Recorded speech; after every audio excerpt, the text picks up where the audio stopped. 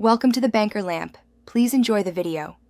You start by signing into the exact Google account that recorded browsing.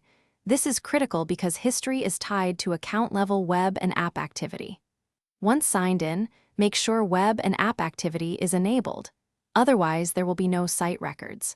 Open the account activity interface and choose the time frame you want to inspect.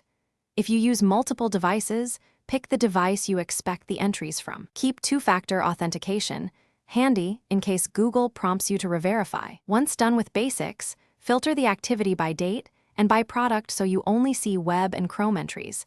This reduces noise and surfaces site visits. Then use the search box to enter domain names or keywords to jump directly to relevant items. As results appear, click each activity card to expand it. You'll see the full URL, timestamp, and which device recorded the visit. Make sure to check both mobile and desktop filters if you switch devices frequently. Finish by exporting the activity if you need an archival copy, or select specific entries and delete them for privacy. This gives you control over what remains. If you can't find expected website visits, double-check that web and app activity was enabled at the time and that the device was signed into the account.